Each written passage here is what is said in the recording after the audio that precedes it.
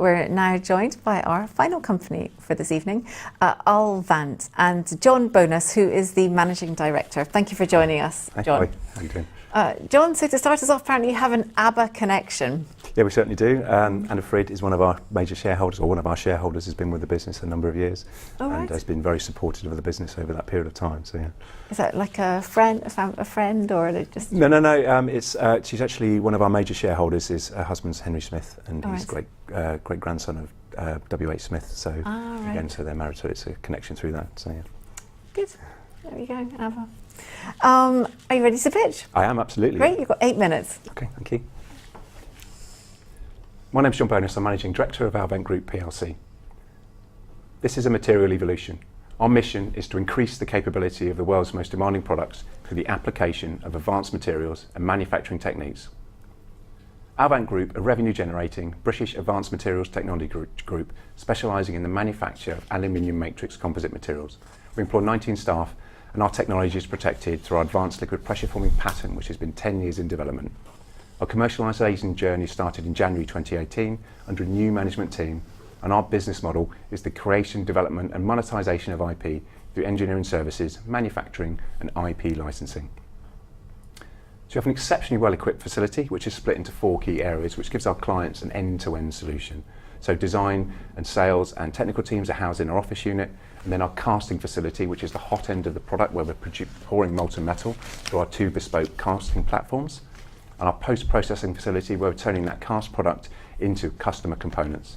And then we have a testing and evaluation area where we're housing our scanning electron microscope, so we're able to analyse those customer components and test. We have an exceptionally strong management team with Gwen Ventrist, who's our executive chairman, who brings 25 years experience bringing on tech businesses similar to Alvant. And then my background in operational management, manufacturing and design, where I was head of F1 at Extract for a number of years. And then Suzanne, who's our head of finance, has joined us very recently. Gemma Christian, who's our technical director, she's our composites and metallurgy expert and has worked at the likes of Airbus and GE. And then Neil Collins, who's our founder, who helped us port the technology over from Kinetic. And then Richard Thompson, who's our commercial director, who joined us from Williams Advanced Engineering, who's made a huge impact in the business in the last 18 months. So what is an aluminium matrix composite? We're essentially combining 2 raw materials to create a far superior material. So in our case, a pure aluminium matrix and fibre reinforcement, which gives you stiffness and strength of steel for the weight of aluminium. So essentially we manufacture the metallic equivalent to carbon fibre. So we know that IP underpins expertise, raises our profile in the industry, but also generates new revenue streams. So we have our advanced liquid pressure forming patent in place in Europe, Japan and US, but we're also developing a metal matrix 3D printing solution with Renishaw at their solution centre. And we see this as a future star of the business. We have a new material, a multi-phase aluminium matrix composite material, which is patent pending, and a unique product for an electrification market, so it's a huge growth market for an axial flux motor, and again, that's patent pending. So what's driving this market? Our customers have been forced to look at alternative materials to solve their problems. They need lighter, stiffer, stronger components in a reduced package size, but also looking to replace materials like carbon fibre and titanium. And our technology supports affordable clean energy and climate action as part of the Sustainable Development Goals laid down by the United Nations. Aerospace are responsible for 5% of man-made global warming, so this is a prime market for us. And this is how we're choosing to focus our market. We're splitting it into 6 segments, and we're targeting a 5% market share by 2023, but only products that fall into the strong capability and sustainability demand, but only where we can add competitive advantage, and this gives us an efficient engagement process.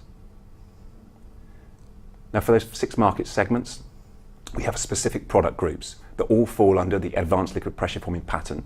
So these 4 product groups are ALZAL, so ALZAL is our niche high-end product, which is aerospace and automotive biased. And then PARZAL, which is an abrasion material, which is a particulate material, again, motorsport and aerospace. And then our AIRZAL, which is a lightweight product at the consumer market. And then CORZAL. The CORZAL is a combination of ALZAL and AIRZAL, and this is the material we've recently just patented. Now, this is the digital age. We're developing a 3D printing solution, a material called AMSIX, alongside the Renishaw Solution Centre. And this opens up new markets to us. It is quick to market, and there's very few people out there doing this at the moment. Again, we see this as a future star of the business. So this is how we choose to position ourselves against our competitors. So this graph is both stiffness over strength, And in the centre of the graph, we have conventional metals in the blue and the silver. The black blobs on the screen, on top right, are carbon fibre in longitudinal stiffness, and bottom left, carbon fibre in transverse stiffness. So you can see the transverse stiffness is much less than the longitudinal. Our materials, very, very stiff and strong longitudinally, and very, very stiff and strong transversely. So we also compete against the likes of carbon fibre for damage tolerance, so increased resistance to damage tolerance and high temperatures. Again, our materials work extremely well, upwards of 400 degrees. So what is our value proposition? Sustainability with enhanced capability. We give engineers the platform to develop the next generation of lighter, stiffer, stronger components in a reduced package size.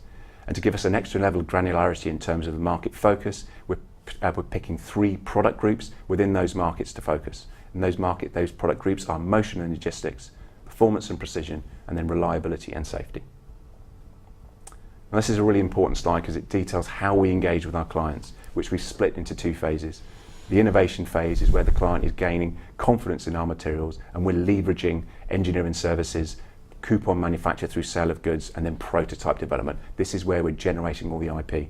And then when we're moving into the production phase, depending on the type of client we're working with, for high volume, we'd be looking to license out the technology to a tier 1, or for lower volume, we'll be done in-house in our casting facility. So to ensure maximum revenue capture and profitability, we're targeting that high-end consumer market with the AMSIX product, but also the more lucrative but slower burn aerospace, automotive and defence markets. But all of the businesses you can see here, we're engaging with in what we're calling our innovation process, but moving towards a production solution, but being paid for every step along that journey. So this is a global aerospace client that we're dealing with, and we're actually working commercially with 2.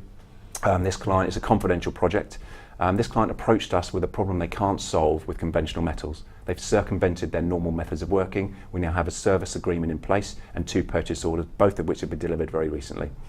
The much larger project is being scoped for 2019-2020. And that opportunity for one product alone is worth £1 to £2 million in revenue per month in a tier 1 manufacturing environment. So aerospace for us is a prime market. So I touched very early on the electrification market and the product that we developed.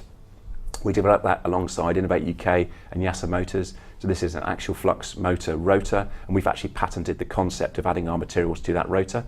The part that we developed was tested by Yasa Motors. Our part's 50% lighter than its steel counterparty for a very similar level of performance. So we see this as a growth market and very relevant to our materials. We actually got a grant-funded project we're working with Ford to develop an engine mount, and it's about reducing weight and increasing performance. So we're currently 30% lighter for a 12% increase in performance. We're due to deliver 25 components for rig test shortly, and then we're looking at the opportunity moving forward in terms of an APC type project. So given the developing market opportunity, John, thank you very much. Great pitch, very impressive. Thank you. Paul, have you got any questions? Where to start? I mean, it's clearly a really high performance premium material, and does that mean it comes at a high cost? This is not about saving money for the customers. No. So our material is a capability enhancer. It's not a cost down solution. So although there can be cost savings further down the line, but on a piece by piece comparison with the likes of carbon fibre, we will be more expensive, especially with our premium products like our Alzal materials. So but what we're looking to increase durability, increase the life of components, so you get a cost saving further down the line. And then in terms of the manufacturing in your plant, what are you actually making? You said it was an end-to-end solution. Does that mean you're actually making whatever component somebody needs? Yeah, so we have, part of our revenue streams and our business model is to use the engineering services, the design, but also we're a manufacturing facilities. That's what's at our heart, but we're developing the patent, the IP and the processes. So we're never going to be a high volume manufacturer. We'd always license that out to a tier 1, but we have the facilities to offer an end-to-end solution. So design, full-scale manufacture, and then testing. And why are your materials relevant to the current market? There's a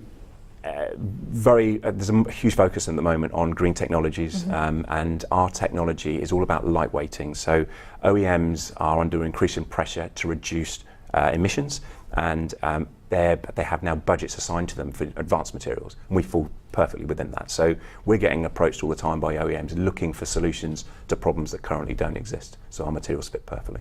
And there is a way to do that, and there is a way to produce these products with less emissions. Yeah, absolutely. Well, no, we produce. We're not producing with less emissions. The end components are much lighter, so there's less emissions.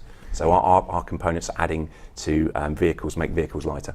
So what kind of size of component are we talking about? Let's say in a typical car, how much lighter are we going to make it? Is it? So if you take the electric motor rotor, so 50% lighter, well 48% lighter. But so how much of the car's weight is that? That's a good question. So on the motor alone, it was a 2.2 kilo motor. So we reduced the weight of that motor alone by 30%. So. Okay. Of course, aerospace, that must make a huge difference. It does. I mean, yeah. Again, it depends on the part. It depends on the reinforcement. It depends how it's used in the system. But again, it's not always about lightweighting. Again, it's potentially about increasing performance. So then you can move the lightweight solution to another area of the vehicle or the aircraft. So. Because I guess with airlines, obviously safety is a massive. Safety is huge. Yeah. So there's and again the product to market timeline. Around 5 years for aerospace, but that journey to that 5-year point is lucrative because they have to do a lot of work around materials characterization, which means buying test samples from us, developing the process. So for us, it's a long journey, but this is the reason why we're bringing on these new revenue streams in terms of the 3D printed product, very quick to market, consumer products, which are the cycle times for those can be anywhere from 6 months to 2 years into a production scenario. So if you're looking at aircraft at the moment and saying their current materials are not good enough. No, hopefully it doesn't make you too scared of flying. That's not what we're trying to do. It's about reduction of emissions and reducing weight. So, and it's always about increasing performance. Yeah. So our materials fit very well within that. And how did you meet your team? I actually joined the business 5 years ago, and we've had quite a big change around in the staff in the business, but we're focused on commercialisation. So some of the team members I actually worked with in the previous company, and we've got people coming from all different types of businesses, Formula One, Aerospace, and we have a really good, strong team, and we work very well together. We're a small team. I mean, there's 19 of us, but when you're dealing with the likes of these big OEMs, it's quite a difficult thing to do, so we pull on resources as and when we need them, but we've got a very solid base team. So. And sort of best case scenario, how far away are you from your first big contract, do you think? Big contract, probably 18 months. In terms of in an aerospace environment, it's very difficult to. I mean, there's a lot of projects that go through funding bodies like NATEP and ATI, and we're actually talking about a large ATI project being scoped at the moment. So it's not commercial, but we're looking at commercial revenues, or we're having commercial revenues coming in from a number of different aerospace sources. But a large project or a large purchase order will be probably 18 months to 2 years. Great. And I think the final question for the night, we've managed to avoid it all evening, but let's ask, how will Brexit, or potentially no Brexit, affect your business? Well, obviously it will affect our business, but our position on Brexit is the problem statement remains the same. OEMs have to lightweight their products, and there aren't necessarily the solutions on the metal matrix area out there. We don't have a huge amount of competition in terms of our long fibre products, so the problem statement remains the same. They're still going to be looking for these solutions, so they'll come to us. Obviously the price point will change depending on how and what suppliers we're using, but yeah, we don't see necessarily an impact on the market problem. Right. Well, John, I'm afraid that's all we've got time for tonight. You're raising on investors, aren't you? Yes, we are, yes. Yeah. Yes, we are. If you'd like to find out more about Alvant, you can do so on Investors.